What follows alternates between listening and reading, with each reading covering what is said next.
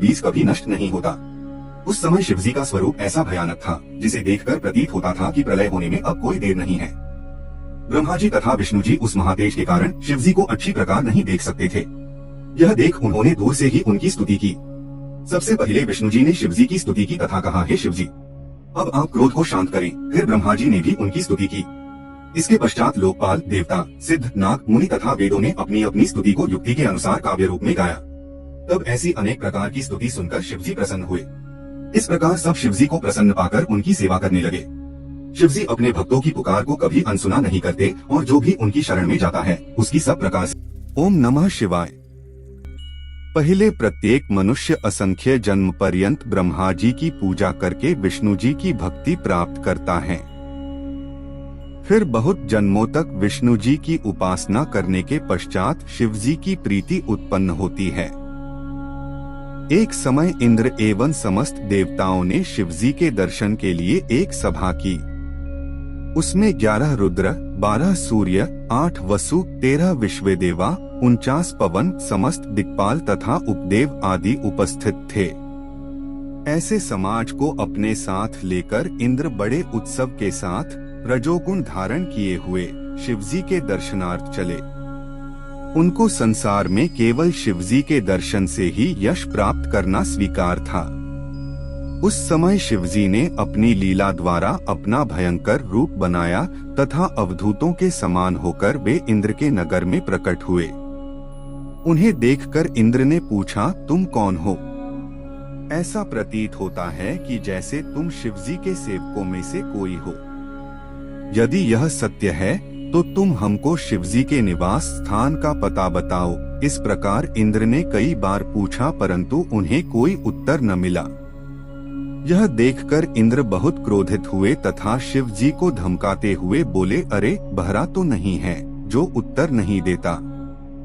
अब मैं तुझे वज्र से मार डालता हूँ। यह कहकर इंद्र ने अपना वज्र शिवजी पर चलाया जो शिवजी की गर्दन में जा लगा। शिवजी वज्र की शक्ति एवं प्रभाव को स्थिर रखने के लिए नीलकंठ हो गए, अर्थात उन्होंने अपने कंठ में श्याम चिन्ह धारण कर लिया। उस समय वज्र भी जलकर भस्म हो गया। तदुपरांत शिवजी का तेज इतना भभक उठा कि चारों ओर दाह फैल गया और सब देवता स्त्रियों सहित जलने लगे। यह दशा देखकर सब कंपित हुए। तब बृहस्पति ने सदाशिव का ध्यान किया और पहचाना कि ये शिवजी ही हैं। उस समय वे शिवजी की स्तुति करते हुए इंद्र से बोले, हे इंद्रदेव, यह जो सम्मुख खड़े हैं वे स्वयं सदाशिव ही हैं। तुम दंडवत कर इनकी स्तुति करो। तब इंद्र, बृहस्पति तथा समस्त देवता शिवजी की स्तुति करते हुए इस प्रकार बोले, हे महाराज, आप हमारा यह अपराध क्षमा करें। हम तो आपके दर्शनों के लिए ही जा रहे थे, परंतु आपने स्वयं कृपा करके गुप्त रीति से बिना किसी परिश्रम के हम सबको दर्शन दिए। शिवजी ऐसी उत्तम एवं बृहत स्तुति सुनकर अत्यंत प्रसन्न हुए और बोले, हे देवताओं, हम बहुत प्रसन्न हैं।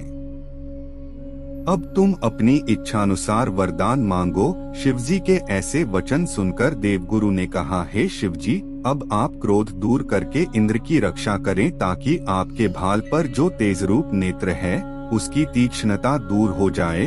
यह वचन सुनकर शिवजी बोले, हे बृहस्पति, उस अग्नि को जो हमारे नेत्र से निकल गई है अब हम किसी प्रकार अपने भाल में स्थान नहीं दे सकते। हम इस तेज को बहुत दूर फेंक देंगे जिससे इंद्र को कष्ट नहीं होगा। तुमने इंद्र को जीवन दान दिया है, इसलिए आज से तुम्हारा नाम जीव प्रसिद्ध होगा। यह सुनकर बृहस्पति एवं इंद्र आदि अत्यंत प्रसन्न हुए। तब शिवजी ने उस तेज को अपने हाथ से समुद्र में फेंक दिया तथा अंतर्धान हो गए। ओम नमः शिवाय। हमने पिछली कथा में देखा कि इंद्रदेव ने शिवजी को पहचान न पाने के कारण उन पर अपने वज्र का प्रहार किया। शिवजी ने तब वज्र की शक्ति को स्थिर रखने अपने कंठ में श्याम चिन्ह प्रकट कर दिया, जिससे वज्र जलकर भस्म हो गया। और शिवजी का तेज इतना भभक उठा कि चारों ओर दाह फैल गया और सब देवता जलने लगे। उस समय सभी देवताओं की विनती पर शिवजी ने अपना क्रोध शांत किया और उस तेज को दूर फेंक अंतर्धान हो गए। जब शिवजी ने अपने नेत्र के तेज को दूर फेंक दिया, तब वह सुरंदी सागर में गिर पड़ा तथा एक बालक के रूप में प्रकट होकर अत्यंत भयानक रुदन करने लगा। उसके शब्द से पृथ्वी कांपने लगी। वह शब्द चारों ओर फैल गया। सब लोग आश्चर्य करने लगे। तब सब देवता एवं मुनि आश्चर्यचकित हो ब्रह्मा जी पास आकर बोले, हे ब्राह्मण, यह कैसा शब्द है और कहां से आ रहा है? आप इसको दूर कर देवताओं को आनंद प्रदान कीजिए। उन्होंने उनसे कहा, हे देवताओं, मैं स्वयं भी इस शब्द को सुनकर आश्चर्यचकित हूँ। तुम सब लोग अब अपने अपने घर को जाओ। जहाँ से यह शब्द आता है मैं वहाँ जाकर पता लगाता हूँ। इस प्रकार समझाकर उन्होंने उन सबको विदा कर दिया तथा स्वयं उस शब्द को ढूंढते हुए समुद्र तट पर आ गए। वहाँ उन्होंने यह देखा कि एक अत्यंत सुंदर बालक पड़ा हुआ है। उसे देखकर उन्होंने निश्चय किया कि वह शब्द अवश्य ही इस बालक का है। उनको आते हुए देखकर सागर अपने उस पुत्र सहित उनके पास आया तथा प्रणाम करने के पश्चात उसने उस लड़के को ब्रह्मा जी की गोद में डाल दिया और स्वयं खड़ा रहा। उन्होंने उससे पूछा, हे सागर, यह किसका पुत्र है? सागर ने उत्तर दिया, हे ब्राह्मण, यह बालक मुझ में उत्पन्न होने से मेरा ही पुत्र है।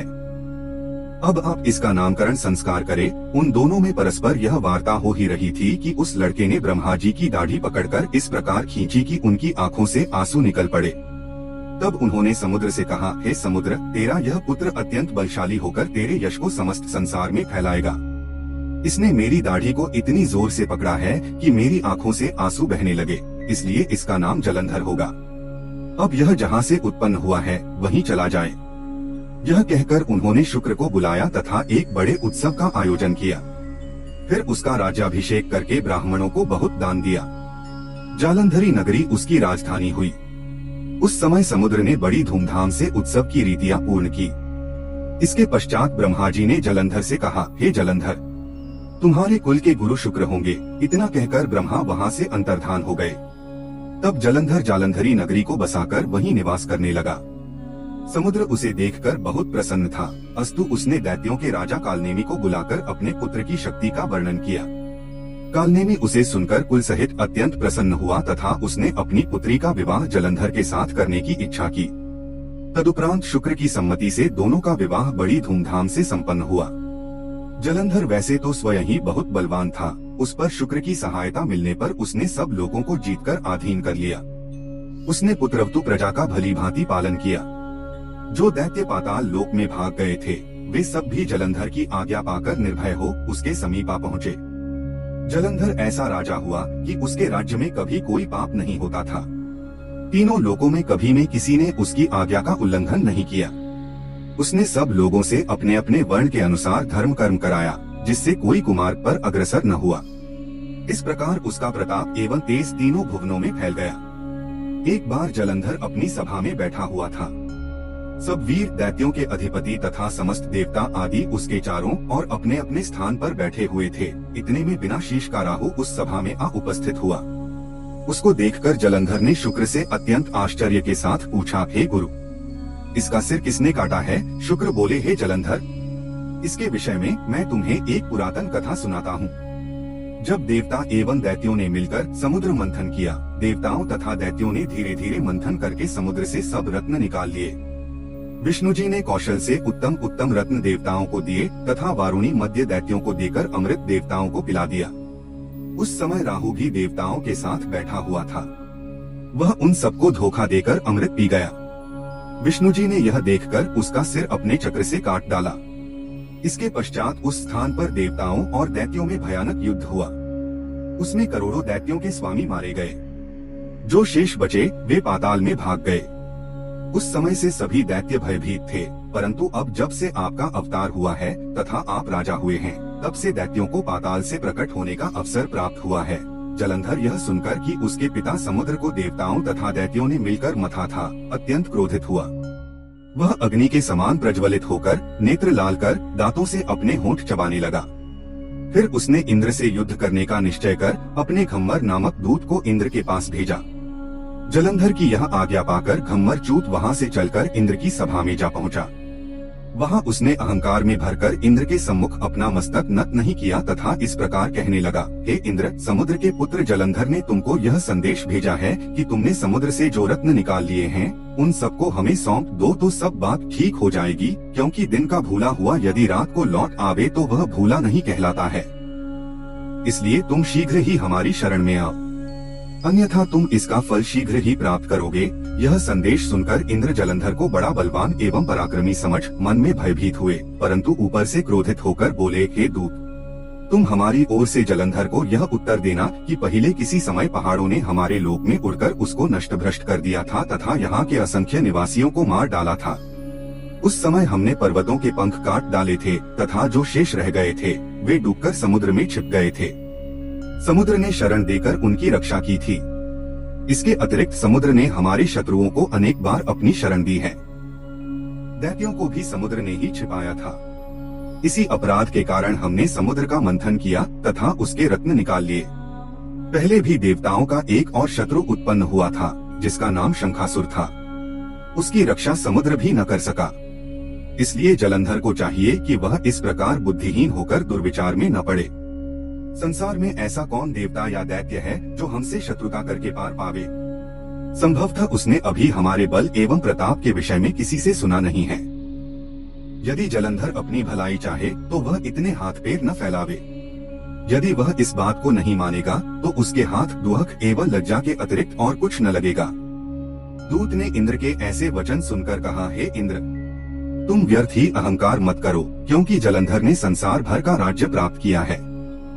अब तुमको उचित है कि गर्व त्याग कर सब रत्न जलंधर को अभी सौंप दो तथा स्वयं चलकर जलंधर की छाया में आनंद पूर्वक रहो। यदि तुमने ऐसा नहीं किया तो तुमको बहुत ही कष्ट उठाना पड़ेगा। दूत के ऐसे वचन सुनकर इंद्र ने क्रोधित होकर उत्तर दिया, हे दूत, हमने जो तुमसे पहले कहा है तुम वही जाकर जलंधर से कह दो, फिर जो ईश्वर करेगा उसे देखा जाएगा। इंद्र ने यह कहकर दूत को वहाँ से विदा कर दिया तथा स्वयं क्रोध एवं भय की दशा में चिंतारूपी समुद्र में डूब गए। उधर दूत ने जलंधर के पास पहुंचकर इंद्र के कहे हुए शब्द विस्तार पूर्वक कह सुनाए। उन्हें सुनकर जलंधर क्रोधाग्नि से जल उठा तथा आवेश में उसके होठ फड़कने लगे। उसने दैत्यों की एक विशाल सेना एकत्र की। ऐसी बलशाली अपार सेना लेकर जलंधर देवलोक जीतने को चल दिया।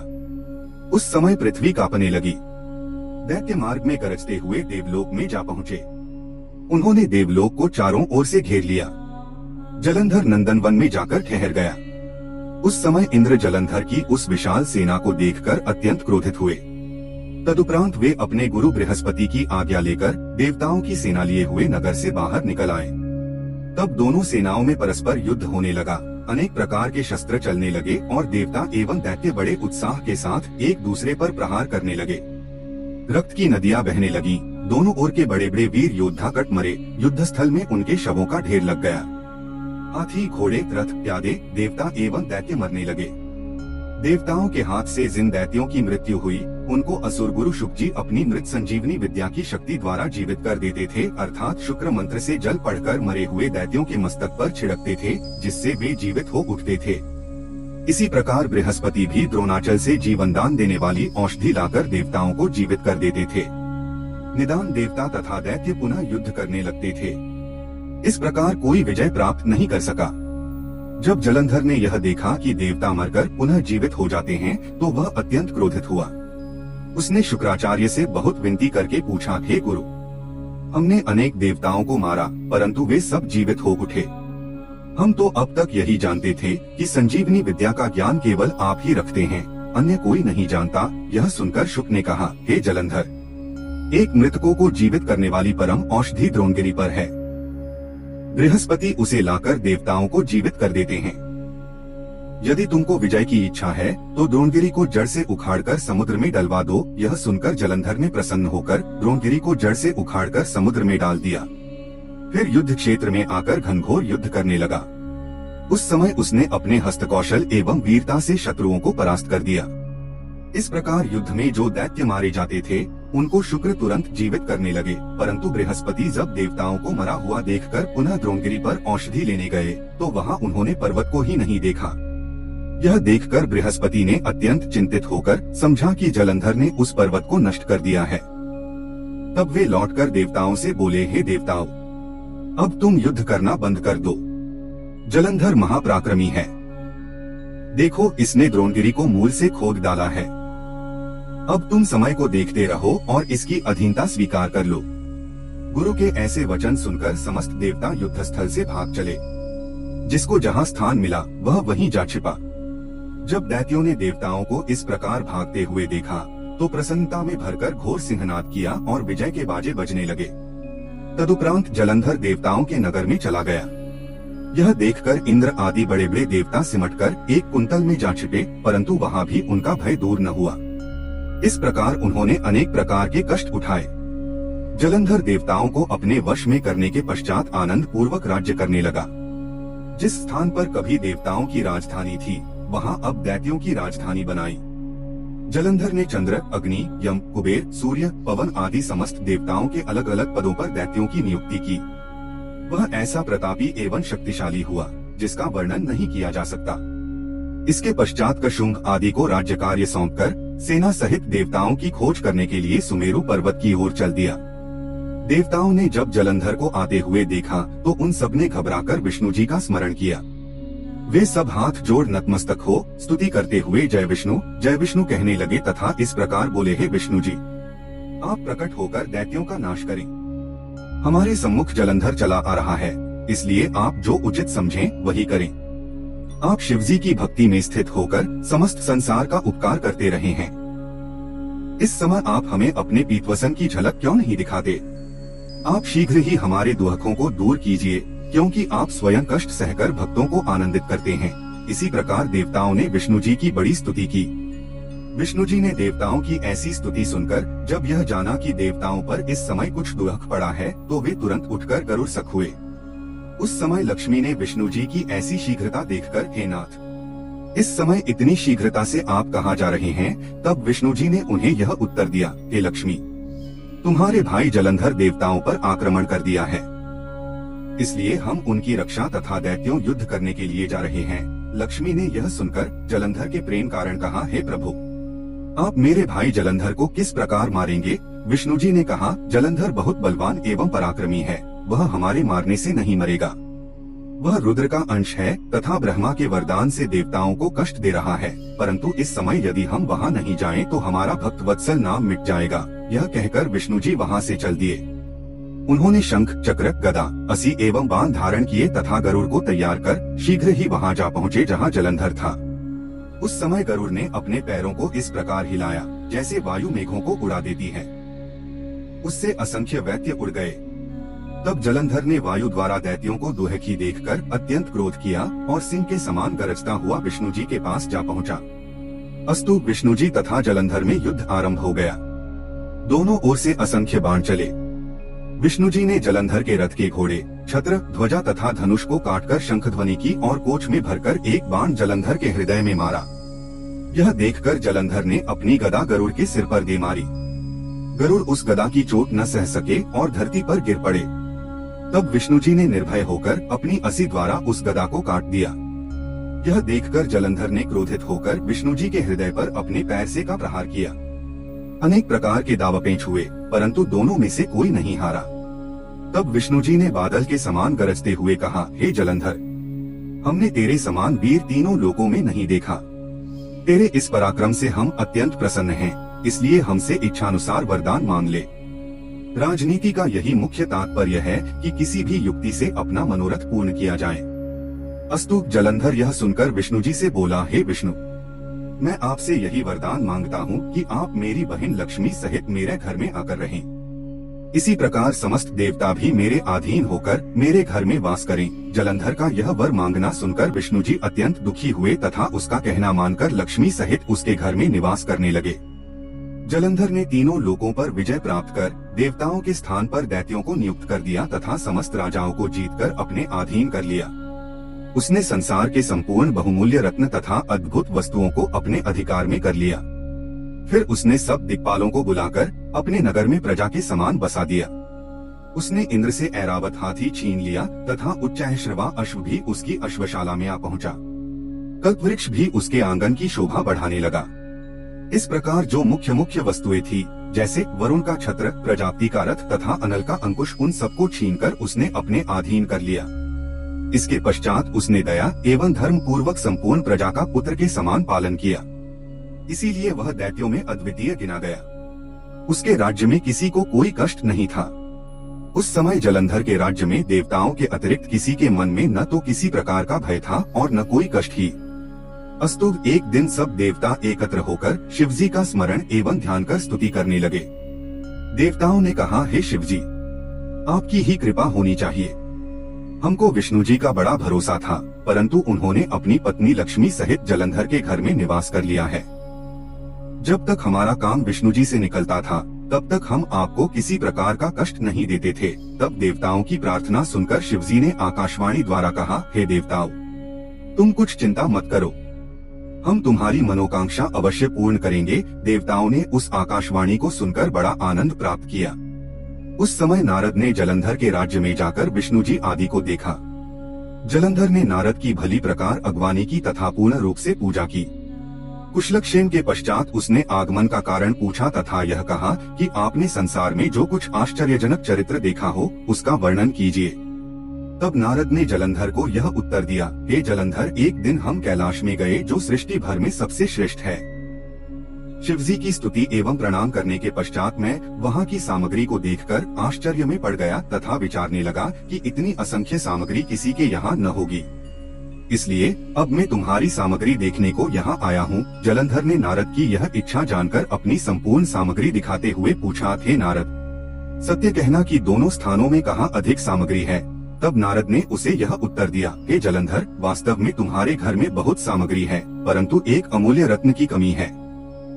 शिवजी के घर में ऐसी स्त्री है जिसके समान संसार में कोई अन्य स्त्री नहीं है। उसकी सुंदरता पर ब्रह्मा तक मोहित हो गए थे। वह इतनी सुंदर है कि उसने कामदेव के शत्रु शिवजी को भी अपने वश में कर लिया है। ब्रह्मा ने बहुत प्रयत्न किया कि वे शिवरानी के समान दूसरी स्त्री बनावे, परंतु उन्हें सफलता नहीं मिल सकी। नारद जलंधर से इतना कहकर वहां से चले गए। उनके जाने के पश्चात जलंधर कामज्वर में पीड़ित होकर रोगियों के समान दुख सागर में डूब गया तथा कामवश हो शिवजी को अन्य देवताओं के समान समझ राहु को उनके पास भेज दिया। अस्तु अपने स्वामी जलंधर की आज्ञानुसार राहु शिवजी के पास चल दिया। वह 6 ड्योढ़ी तो पार कर गया, परंतु जब 7वें द्वार पर पहुंचा, जहां गणों के राजा नंदी द्वारपाल बनकर बैठे हुए थे, तब नंदी ने उसको रोक दिया। तदुपरांत वे शिवजी की आज्ञा लेकर उसे अपने साथ ही शिवजी के पास ले गए। उस समय शिवजी ने भौंह का संकेत करते हुए राहु से पूछा, कहो तुम क्या चाहते हो। राहु ने उत्तर दिया, कि शिवजी जलंधर जो सबसे श्रेष्ठ है तथा जिसके अधीन देवता एवं विष्णु जी भी हैं, उसने यह कहा है कि तुम तो तपस्वी, योगी, दिगंबर और मरघटों में पड़े रहने वाले हो। तुम्हें भोग विलास से कोई प्रयोजन नहीं है। अस्तु तुमको ऐसी कोमलांगी स्त्री से क्या प्रयोजन है। ऐसी सुंदर स्त्री तो हमको चाहिए, इसलिए तुमको उचित है कि उस परम सुंदरी स्त्री को हमें दे दो। राहु के ऐसे वचन सुनकर शिवजी अत्यंत क्रोधित हुए। तब तुरंत ही उनकी भौहों से एक मनुष्य उत्पन्न होकर आगे आ खड़ा हुआ। उसका शरीर अत्यंत भयानक तथा वज्र के समान दृढ़ था। उसका सिंह का सा स्वरूप, तीक्ष्ण जिह्वा, जलती हुई अग्नि के समान नेत्र, सब बाल खड़े हुए तथा इसी प्रकार अत्यंत भयानक डीलडौल था। वह विष्णु जी के चौथे अवतार नृसिंह के समान जान पड़ता था। अस्तु वह शिवजी की इच्छा जानकर राहु को खाने के लिए आगे बढ़ा। यह देखकर राहु भयभीत हो वहां से भाग चला, परंतु शिवजी के उस गण ने उसे न जाने दिया और वहीं पकड़ लिया। यह देखकर राहु अत्यंत कंपित होकर शिवजी से बोला, हे शिवजी, आप मुझको ब्राह्मण जानकर इससे मेरी रक्षा कीजिए, यह मुझको खाए ही डालता है। शिवजी ने राहु के ऐसे विनयपूर्ण वचन सुनकर उस गण से उसे छुड़वा दिया। उस समय गण ने राहु को छोड़ शिवजी के पास जाकर यह विनय की, हे प्रभु, मैं बहुत भूखा हूँ, अस्तु आप मेरे लिए कुछ भोजन बतला दीजिए, मैं भूख की आग से जला जाता हूँ। यह सुनकर शिवजी ने कहा, यदि तुम इतने ही भूखे हो तो अपने हाथ एवं पांव को खा डालो। गण ने शिवजी की आज्ञानुसार यही कार्य किया। उसने अपने सिर के अतिरिक्त सब अंग खा डाले। यह दशा देखकर शिवजी आश्चर्यचकित हुए। तब उन्होंने अत्यंत प्रसन्न होकर गण से कहा, हम तुम्हारे आज्ञा पालन से प्रसन्न होकर तुम्हारा नाम कीर्तिमुख रखते हैं। अब तुम ही हमारे द्वारपाल होगे। जो व्यक्ति पहले तुम्हारी पूजा न कर लेगा, उसको हम स्वप्न में भी दर्शन नहीं देंगे। हे नारद, उस दिन से कीर्तिमुख गण शिवजी के द्वार पर द्वारपाल के रूप में रहते हैं। राहु जब कीर्तिमुख के हाथ से छूटकर भागा तो वह कैलाश पर्वत के एक गड्ढे में ऐसा गिरा जिससे उसका अंग भंग हो गया। तदुपरांत राहु ने जलंधर के समीप पहुंचकर सब हाल कह सुनाया। दूत के यह वचन सुनकर जलंधर अत्यंत क्रोधित हुआ तथा उसने सब दैत्यों को आज्ञा दी कि सब एकत्र होकर इसी समय शिवजी के कैलाश पर्वत पर आक्रमण करें। यह सुनकर समस्त सरदार एवं सेनाध्यक्ष अपने अपने शस्त्र लिए चतुरंगिनी सेना के साथ चल दिए। आज्ञा देकर जलंधर स्वयं भी घर से जलता भुनता हुआ निकला। उस समय उसकी पत्नी ने उसे बहुत समझाया तथा हाथ जोड़कर उसे मना करते हुए यह कहा कि हे स्वामी, शिवजी से युद्ध करके अब तक कोई नहीं जीता है। देवताओं के सबसे बड़े सहायक विष्णु जी तुम्हारे घर में ही हैं, अतः तुम वहां न जाओ। परंतु जलंधर ने मृत्यु के वशीभूत होने से उसकी एक भी बात नहीं मानी और वह उसी प्रकार क्रोध में भरा हुआ चल दिया।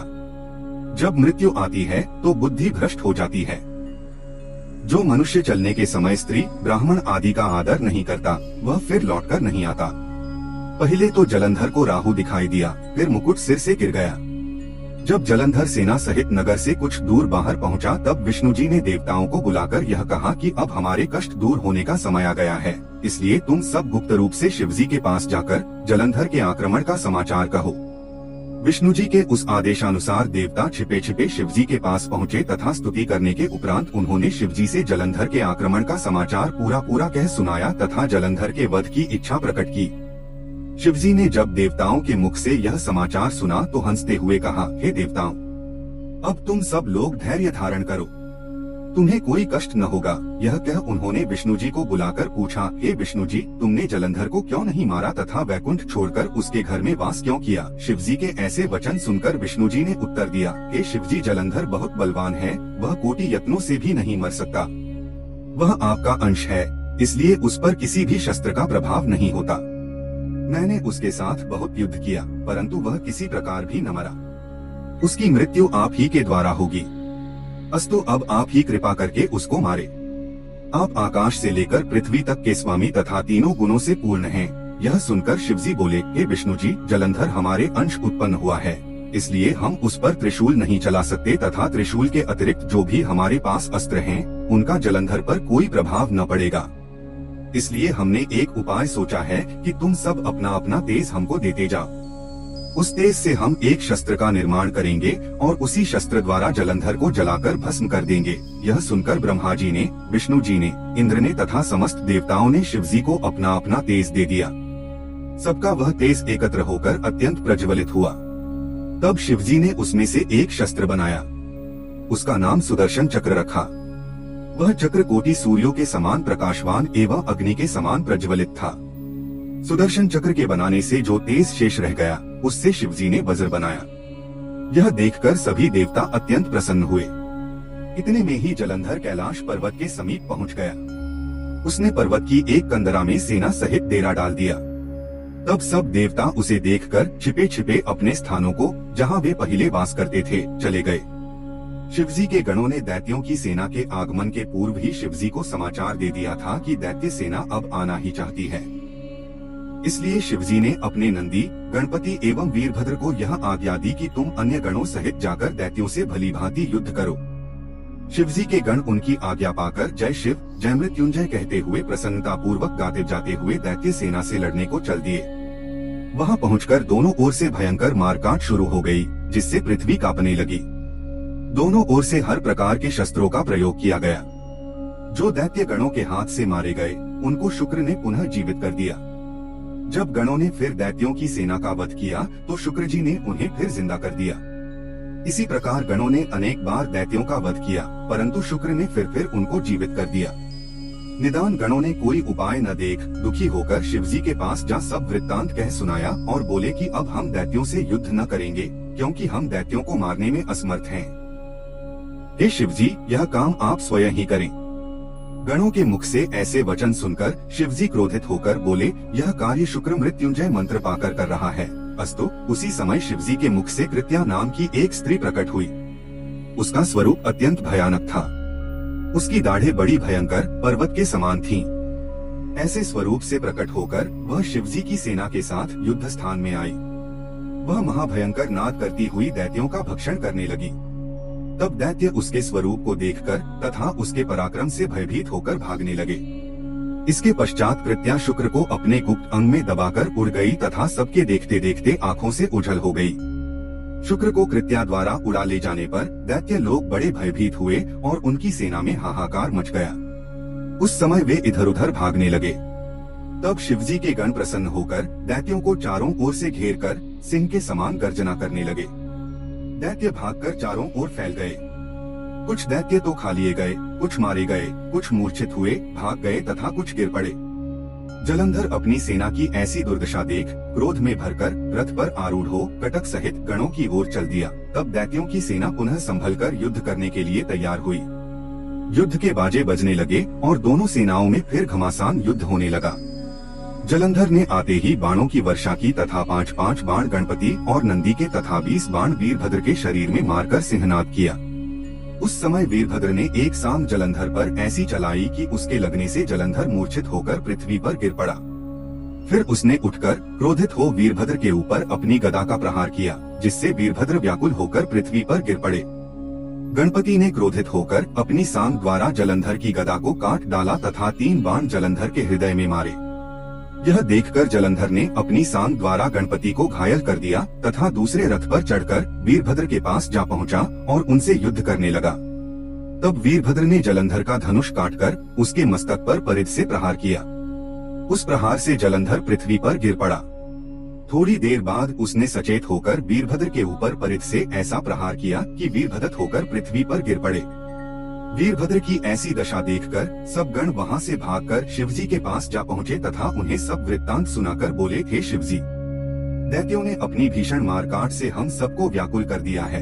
शिवजी गणों द्वारा यह समाचार सुनकर अपने बेल पर चढ़े तथा युद्ध क्षेत्र में पहुंचकर त्रिशूल लेकर दैत्यों की सेना पर आक्रमण करने लगे। उस समय शिवजी ने अपना डमरू बजा दिया। जब गणों ने शिवजी को आते देखा तब वे सब अत्यंत प्रसन्न हुए तथा पुनः लौटकर युद्ध करने के लिए प्रस्तुत हो गए। शिवजी ने ऐसा भयंकर रूप धारण किया कि जिसको देखकर दैत्यों की सेना में हाहाकार मच गया और वह मैदान छोड़कर भागने लगी। दैत्याधिपति जलंधर ने अपनी सेना की यह दुर्दशा देखकर शिवजी पर अनेक बाण छोड़े। शुंभ, निशुंभ, कालनेमी, हयमुख, असिलोमा, बलाहक, प्रचंड आदि सब दानव एक साथ शिवजी पर आक्रमण करके बाण वर्षा करने लगे। परंतु शिवजी ने उन बाणों के जाल को पल भर में काट डाला तथा अपने बाणों से आकाश को भर दिया। इसके पश्चात शिवजी ने परशु द्वारा असिलोमा का सिर काट डाला। तदुपरांत शिवजी ने अपना बैल दैत्यों की सेना में छोड़ दिया। उसने अपने सींगों से असंख्य दैत्यों को मार गिराया। जो दैत्य शेष रहे वे भयभीत होकर भाग गए। यह देखकर जलंधर ने शुंभ, निशुंभ तथा कालनेमी को संबोधित करते हुए कहा, देखो, जो संसार में उत्पन्न होते हैं उनकी मृत्यु अवश्य होती है। मृत्यु से बचने का कोई भी उपाय नहीं है। ऐसी मृत्यु किसे भली न लगेगी जिससे दोनों लोकों में यश एवं कीर्ति बढ़े। लोक में 2 प्रकार की मृत्यु प्राप्त करने वाले सूर्यमंडल को भेद कर स्वर्ग को जाते हैं। उनमें एक योगी होता है तथा दूसरा योद्धा जो युद्ध में निर्भय होकर वीरता पूर्वक मारा जाता है। इसलिए अब तुम मृत्यु का भय त्याग कर भली भांति सामने डटकर युद्ध करो। यद्यपि जलंधर ने ऐसी बातें कह कहकर उन्हें बहुत समझाया पर उनकी समझ में कुछ न आया। तब जलंधर ने उनको धिक्कारते हुए कहा, तुमने इस पृथ्वी पर जन्म लेकर व्यर्थ ही अपनी माता को कष्ट दिया। क्या तुमको युद्ध भूमि से इस प्रकार भागना उचित है? क्या तुम में से कोई भी मृत्यु के पंजे से बचा रहेगा? उस समय जलंधर के शब्द से पृथ्वी कांप उठी तथा समुद्र और पर्वत थरथराने लगे। जो दैत्य पहले युद्ध भूमि से डरकर भाग गए थे वे सब जलंधर का यह रूप देखकर पुनः लौट आए तथा युद्ध करने की इच्छा की। उस समय जलंधर ने शिवजी से कहा, हे शिवजी, मुझे प्रतीत हुआ कि तुम कुछ बल रखते हो। यह कहकर उसने शिवजी के ऊपर एक भयानक बाण चलाया। उसे शिवजी ने बीच ही में काट डाला। फिर शिवजी ने सुगमता पूर्वक एक बाण चलाकर जलंधर के रथ, सारथी, घोड़े, धनुष आदि सबको नष्ट कर डाला। तब जलंधर ने शिवजी को मारने के लिए अपना घूंसा ताना तथा एक बाण छिपकर शिवजी को मारा। शिवजी ने यह देखकर अपने बाण से उसे एक कोस पीछे फेंक दिया। उस समय जलंधर ने सोचा कि शिवजी वास्तव बहुत बलवान हैं। मैं उनसे इस प्रकार युद्ध करके विजय प्राप्त नहीं कर सकूंगा। अतः मुझे कोई ऐसी माया करनी चाहिए जिससे शिवजी मोहित हो जाएं। शिवजी को नाद बहुत प्रिय है। अस्तु उसी के द्वारा उनको मोहित किया जा सकता है। यह विचार कर जलंधर ने ऐसी माया फैलाई जिससे गंधर्व, अप्सरा, किन्नर आदि प्रकट होकर मनुष्यों के समान अनेक प्रकार नृत्य गान करने लगे। अतः शिवजी के मन में संगीत सुनने की इच्छा उत्पन्न हुई और वे उस आनंददायक में मग्न हो गए। जैसा कि नियम है कि नाद सुनने से बुद्धि जाती रहती है, वही बात उनके साथ भी हुई। वास्तव में शिवजी ही ने राग की महिमा को प्रस्तुत किया। यह बात वेद भी कहते हैं कि शिवजी नाद के अतिरिक्त और किसी से मोहित नहीं किए जा सकते। उस समय शिवजी के हाथों से सब शस्त्र गिर पड़े। उन्होंने उस तुरीयावस्था में कुछ न जाना। उस समय जलंधर ने कामवश शिवजी के समान अपना स्वरूप बनाया, जिसके 10 भुजा, 5 मुख तथा 3 नेत्र थे। फिर उसने अपनी माया से एक बैल बनाया और उस पर चढ़कर तथा शिवजी के जो जो मुख्य चिन्ह थे उन सबको धारण कर शुंभ निशुंभ को युद्धस्थल में छोड़कर स्वयं गिरिजा के पास जा पहुंचा। गिरिजा ने भी पहले तो लोकरीति से उसको शिवजी जाना, परंतु जब वे सखियों के बीच में से उठीं और यह जाना कि यह छल से शिवजी का स्वरूप बनाकर आया है, तब वे वहां से तुरंत अंतर्धान हो गयी। यह देखकर जलंधर लज्जित होकर पुनः युद्धस्थल को लौट आया। उस समय गिरिजा ने विष्णु जी का ध्यान किया, जिससे विष्णु तुरंत प्रकट हुए। गिरिजा ने उनसे जलंधर का सब वृत्तांत कहा तथा पतिव्रत धर्म की बहुत कुछ प्रशंसा की। वे बोली, हे विष्णु जी, जलंधर की स्त्री बड़ी पतिव्रता है, उसी के धर्म से जलंधर आज तक जीवित बचा हुआ है, क्योंकि पतिव्रता स्त्री विधवा नहीं हो सकती। इससे तुमको यह उचित है कि अब तुम जलंधरपुरी में जाकर उसकी स्त्री के पातिव्रत धर्म को नष्ट करो।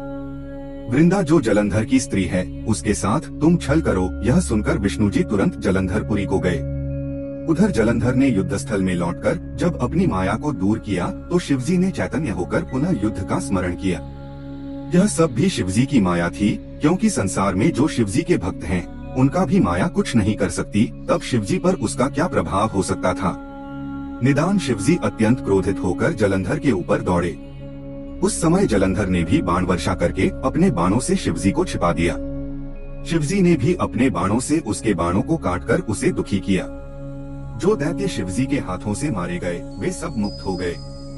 उन दैत्यों का परम सौभाग्य था जो शिवजी को सम्मुख देखते हुए अपने प्राण त्यागते थे। गिरिजा की आज्ञा पाकर विष्णु जी जलंधरपुरी में पहुँचे तथा यह सोचने लगे कि मैं किस प्रकार जलंधर की पत्नी वृंदा का पातिव्रत धर्म नष्ट करूं। जब उन्होंने शिवजी का ध्यान किया तो उस ध्यान के करते ही विष्णु जी को एक उपाय सूझ गया। तब वे तपस्वी का रूप धारण कर एक शिष्य को साथ लेकर वृंदा के उपवन में जा पहुँचे। वृंदा ने उसी रात को यह स्वप्न में देखा था कि मेरा पति जलंधर युद्ध में मारा गया है, तथा यह भी देखा था कि मेरा पति जलंधर तेल लगाए हुए, भैंसे पर सवार, नंगा तथा सिर के अशुभ बाल बनवाए, काले पुष्पों की माला पहने, राक्षसों से घिरा हुआ यमपुरी को चला जा रहा है। जब वह यह स्वप्न देखकर उठी तो उसने सूर्य को उदय होते समय राहुग्रस्त तथा प्रकाशहीन देखा। ऐसे अपशकुनों को देखकर वह एकाएक रोने, पीटने तथा घबराहट से इधर उधर फिरने लगी। वह अपनी 2 सखियों को साथ लेकर जलंधर के उद्यान को गई, परंतु उसे वहां फल फूल देखकर संतोष न हुआ। तब उसे 2 भयंकर स्वरूप वाले राक्षस दिखाई दिए, जिनसे डर वो भागी। तब आगे जाकर उसने शिष्यों सहित एक तपस्वी को देखा जो मौन साधे हुए बैठा था। वृंदा उसी समय दौड़कर उस तपस्वी के पास गई तथा अपने हाथ उसकी गर्दन में डालकर लिपट गई और बोली, हे तपस्वी, आप मेरी रक्षा करो। उस समय तपस्वी ने अपने दोनों नेत्र खोलकर बड़ा क्रोध किया तथा हुंकार दी, जिससे वे दोनों राक्षस वहां से भाग गए। यह देखकर जलंधर की स्त्री अत्यंत प्रसन्न हुई तथा प्रणाम करके उनके तपोवन की प्रशंसा करने लगी। फिर वह तपस्वी से इस प्रकार बोली, हे प्रभु, आप मेरे पति का, जो शिवजी से युद्ध करने के लिए गए हैं, वृत्तांत कहिए। यह सुनकर तपस्वी रूपधारी विष्णु जी ने हंसकर ऊपर की ओर देखा, जिससे तुरंत ही 2 बंदर वहां उपस्थित हुए तथा उन्हें प्रणाम करके बैठ गए। फिर वे दोनों बंदर गुप्त हो गए। तदुपरांत एक क्षण भी नहीं बीता कि दोनों बंदर पुनः पहले की भांति आकर बैठ गए। इस बार उनके हाथ में जलंधर का शीश एवं धड़ था। उसे उन्होंने योगी के सम्मुख रख दिया तथा स्वयं दुखी होकर बैठे रहे। उस समय वृंदा अपने पति का सिर देखकर व्याकुल हो पृथ्वी पर गिर पड़ी। तब तपस्वी ने पानी आदि छिड़ककर वृंदा को सचेत किया। वृंदा पुनः रो रो कर अपने पति का सिर अपने सिर से लगाकर व्यथित होने लगी और बोली, हे नाथ, मैंने तो आपसे शिवजी के साथ युद्ध करने के लिए पहले ही मना किया था, परंतु आपने मेरी बात नहीं मानी। इसी प्रकार वह अनेक बातें कह कह कर रोती रही। फिर तपस्वी से बोली, हे महाराज, आप मेरे ऊपर कृपा करके मेरे पति को जीवित कर दीजिए। मैं आपके प्रभाव को देख चुकी हूँ, इसलिए मुझे विश्वास है कि आप इस योग्य हैं कि मेरे पति को जीवित कर देंगे। यह सुनकर मुनिवेशधारी विष्णु जी ने कहा, हे वृंदा, जो मनुष्य शिवजी की क्रोधाग्नि से मृत्यु को प्राप्त हुआ है उसे हम जीवित नहीं कर सकते, परंतु तुम्हारे दोहक को देखकर हम इसको जीवित करेंगे। यह कहकर उन्होंने सिर को धड़ से जोड़ दिया तथा स्वयं अंतर्धान होकर उस शरीर में प्रवेश कर गए और जलंधर के समान उठकर बैठ गए। तदुपरांत उन्होंने वृंदा को गले लगाया, परंतु वह यह सब कुछ न समझ सकी और उसने बड़ी प्रसन्नता पूर्वक उनके साथ सहवास करके अपना धर्म नष्ट कर दिया। जब वह उत्तम रीति से विहार कर चुकी तब विष्णु जी ने अपना शरीर प्रकट कर दिया। उसे देखकर वृंदा ने उन्हें पहचान लिया। तब वह अपने कृत्य पर बहुत दुखी हुई। उसे विष्णु जी के ऐसे छल पर बहुत क्रोध आया। वह बोली, हे विष्णु, तुमने वेद के विरुद्ध मेरे धर्म को नष्ट किया है। तुम मुनीश्वरों के समान स्वरूप धारण किए हुए बड़े अधर्मी हो। यह कहकर वृंदा ने विष्णु जी को यह शाप दिया कि जो राक्षस तुमने मुझे दिखाए थे दोनों बड़े शक्तिशाली होकर तुम्हारी स्त्री को भगा ले जाएंगे। उस समय तुम दुखी होकर वन वन में फिरोगे और तुम्हें हर प्रकार के कष्ट प्राप्त होंगे तथा जो बंदर तुमने मुझको दिखाए वही तुम्हारे सहायक होंगे। यह कहकर वृंदा बहुत रोई तथा चिता बनाकर अपने पति के साथ सती होने की इच्छा करने लगी। यद्यपि विष्णु जी ने उसे बहुत समझाया, परंतु उसने पातिव्रत धर्म दृढ़ करके कुछ नहीं माना। तदुपरांत वह शिव गिरिजा का ध्यान धरकर सती हो गई और उसका तेज सबके देखते देखते गिरिजा के शरीर में प्रवेश कर गया। विष्णु जी यह दशा देखकर बारंबार पछताते हुए उसकी सुंदरता के स्मरण में दुखी हुए तथा उसकी चिता की भस्म को अपने शरीर में मलकर उसी स्थान पर वास करने लगे। उनकी यह दशा देखकर देवता तथा सिद्ध उनके निकट जा पहुँचे और विष्णु जी को बड़े बड़े इतिहास तथा दृष्टांत सुनाकर समझाने लगे कि आप तो स्वयं हर समय धर्म का पालन करने वाले रहे हैं। अब आप यहाँ से चलिए तथा अपने वैकुंठ लोक में विहार कीजिए। जो पाप आपसे दुर्भाग्यवश हुआ है वह सब शिवजी की कृपा से नष्ट हो जाएगा। आप किसी प्रकार का दुख मत कीजिए तथा यहाँ से अपने स्थान को चलिए। उन लोगों के इस प्रकार समझाने पर भी विष्णु जी ने किसी को कोई उत्तर नहीं दिया तथा उसी प्रकार शोक में बैठे रहे। शिवजी की माया बड़ी विचित्र है और सब उसी के अधीन रहते हैं। उधर युद्ध क्षेत्र में शिवजी को चेत हुआ, तब देवता उन्हें देखकर बहुत आनंदित हुए। उस समय शिवजी की वीरता एवं पराक्रम को देखकर जलंधर ने यह विचार किया कि अब मुझे क्या करना चाहिए जिससे मैं शिवरानी को प्राप्त करने में सफल हो सकूं। विचार कर उसने अपनी माया से एक कृत्रिम गिरिजा बनाई तथा उसे अपने रथ में बैठाकर शिवजी के सम्मुख ले आया। शुंभ निशुंभ दोनों भाई उसे मारते जाते थे तथा वह गिरिजा रोती हुई मेरी रक्षा करो आदि कहती थी। उस समय जलंधर ने उच्च स्वर से कहा, हे सदाशिव, तुम अपन स्त्री को देखो। यदि तुम्हें अपनी स्त्री बहुत प्रिय है तो समझ लो कि अब उसको मैं पकड़ लाया हूँ तथा उसकी ऐसी दुर्दशा कर रहा हूँ। क्या तुमको नहीं दिखाई देता? तुमको सहस्रों धिक्कार है जो तुम अपने को अब भी बड़ा समझते हो। शिवजी जलंधर के यह वचन सुनकर तथा माया की गिरिजा को देखकर अत्यंत दुखी हुए और मौन साधकर बुद्धि को भूल बैठे। तब शिवजी ने भी लीला करके अपने को ऐसा शोकाकुल प्रदर्शित किया कि जलंधर ने अपने धनुष को कानों तक खींचकर 3 बाण एक शिवजी के सिर में, दूसरा यक्ष में तथा तीसरा उदर में मारे। उस समय शिवजी जलंधर की माया को जान भयंकर रूप धारण कर अग्नि के समान प्रकट हुए। जलंधर ने शिवजी का यह रूप देखकर अत्यंत क्रोधित हो बाणों की वर्षा कर शिवजी को ढक दिया। यह देखकर शिवजी ने क्रोधित हो अपने बाणों द्वारा जलंधर के बाणों को काट डाला। इतने में जलंधर ने एक पर एक बैल को मारा, जिसके कारण बैल धर्म को भूलकर युद्ध क्षेत्र से भाग गया। यद्यपि शिवजी ने उसको बहुत रोका पर वह युद्ध स्थल में न ठहर सका। यह देखकर शिवजी अत्यंत क्रोधित हो महाभयंकर हो गए। तब उन्होंने करोड़ों सूर्य के समान चमकते हुए सुदर्शन चक्र को अपने हाथ में उठा लिया और उसे जलंधर के ऊपर छोड़ दिया। उस चक्र का तेज 10 दिशाओं फैल गया। संपूर्ण पृथ्वी एवं आकाश उसके तेज से जलने लगे। चक्र ने जाकर जलंधर का सिर धड़ से अलग कर दिया। उस समय बड़ा भारी शब्द हुआ, पृथ्वी थरथर कांपने लगी तथा पर्वत जलने लगे। जिस समय जलंधर का तेज शिवजी के शरीर में प्रविष्ट हुआ उस समय चारों ओर से जय जय का नाद हुआ। ओम नमः शिवाय। आज की श्री शिव महापुराण की कथा में हम नागासुर अर्थात गज से संहार का वृत्तांत जानेंगे हैं। जिस प्रकार शिवजी ने अपने त्रिशूल द्वारा उसका वध करके उसे अपना गण बनाया था वह कथा जानेंगे। जब भगवती जगदम्बा ने विष्णु जी तथा ब्रह्मा जी पर कृपा करते हुए भगवान सदाशिव की आज्ञानुसार देवताओं एवं ऋषि मुनियों का उपकार करने हेतु महिषासुर का संहार किया, तब उसका पुत्र गजासुर अत्यंत दुखी हो अपने पिता के वध का स्मरण करा देवताओं से बदला लेने की इच्छा करने लगा। इसी उद्देश्य से उसने वन में जाकर अत्यंत परिश्रम पूर्वक ब्रह्मा जी का तप करना आरंभ किया। उसकी अभिलाषा यह थी कि जो स्त्री पुरुष कामदेव से नहीं जीत पाए हैं, उनमें से कोई भी मेरा संहार न कर सके। अस्तु वह हिमाचल के शिखर पर अंगूठे के बल खड़ा हो आकाश की ओर आंखें उठाए अपनी दोनों भुजाओं को ऊंचा किए बहुत वर्षों तक तपस्या करता रहा। उसकी तपस्या के तेज के सम्मुख सूर्य का तेज भी मलिन पड़ गया। जब उसका तप पूर्णता को प्राप्त करने के निकट पहुंचा, उस समय उसके शरीर से अग्नि की ऐसी ज्वाला उठी कि वह अपने तेज द्वारा संपूर्ण संसार को भस्म करने लगी। उस समय सब देवता, ऋषि, मुनि आदि अत्यंत दुखी होकर ब्रह्मा जी के पास आए और गजासुर के तप का वर्णन करते हुए कहने लगे, हे प्रभु, आप कृपा करके गजासुर के पास जाइए और उसे वरदान देकर संतुष्ट कीजिए, अन्यथा हमारा दुख बढ़ता ही चला जाएगा। देवताओं की यह प्रार्थना सुनकर ब्रह्मा जी, भृगु तथा दक्ष आदि अपने पुत्रों को साथ ले गजासुर के पास जा